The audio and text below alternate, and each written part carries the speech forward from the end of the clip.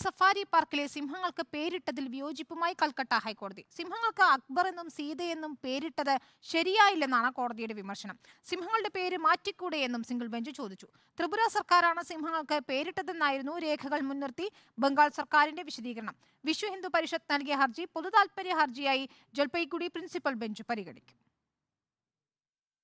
സീത എന്ന പേര് മാത്രമല്ല അക്ബർ എന്ന പേരും ഒഴിവാക്കേണ്ടതായിരുന്നുവെന്നാണ് കൽക്കട്ട ഹൈക്കോടതിയുടെ നിരീക്ഷണം. കഴിവുറ്റ ഭരണാധികാരിയും മതേതരവാദിയുമായ മുഗൾ ചക്രവർത്തിയായിരുന്നു അക്ബർ.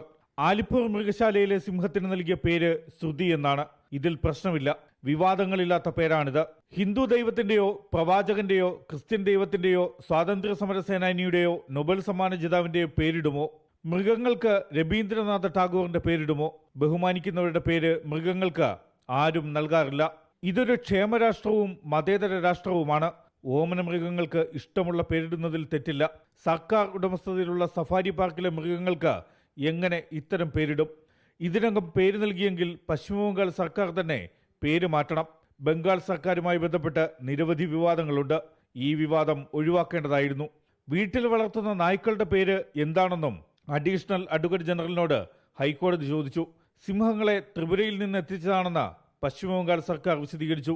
സിംഹങ്ങൾക്ക് അക്ബർ എന്നും സീതയെന്നും പേരിട്ടത് ത്രിപുര സർക്കാരാണെന്ന് വിശദീകരിച്ച പശ്ചിമബംഗാൾ സർക്കാർ പേര് നൽകിയതിന്റെ രേഖകളും ഹൈക്കോടതിയിൽ ഹാജരാക്കി. VHPയുടെ ഹർജി നിലനിൽക്കുന്നതല്ലെന്നായിരുന്നു സർക്കാരിന്റെ വാദം. സിംഹങ്ങൾ ത്രിപുര സർക്കാരിന്റെ അധീനതയിലായിരുന്നപ്പോൾ ചോദ്യമില്ല എന്നായിരുന്നു VHPക്കെതിരായ സർക്കാർ അഭിഭാഷകന്റെ വിമർശനം. സിംഹങ്ങളെ ബംഗാളിലെത്തിച്ച് 2 വർഷം കഴിഞ്ഞപ്പോഴാണ് മതവികാരം വ്രണപ്പെട്ടെന്ന വാദവുമായി വരുന്നത് എന്നുമായിരുന്നു ബംഗാൾ സർക്കാരിന്റെ വിമർശനം. VHPയുടെ നിലവിലെ ഹർജി നിലനിൽക്കില്ലെന്ന് നിരീക്ഷിച്ച സിംഗിൾ ബെഞ്ച് ഹർജി പൊതുതാൽപര്യ ഹർജിയായി പരിവർത്തനം ചെയ്യാൻ രജിസ്ട്രിക്ക് നിർദ്ദേശം നൽകി. വിശ്വ ഹിന്ദു പരിഷത്ത് നൽകിയ ഹർജി ജൽപൈഗുഡി പ്രിൻസിപ്പൽ ബെഞ്ച് മറ്റൊരു ദിവസം പരിഗണിക്കും. Legal desk reporter.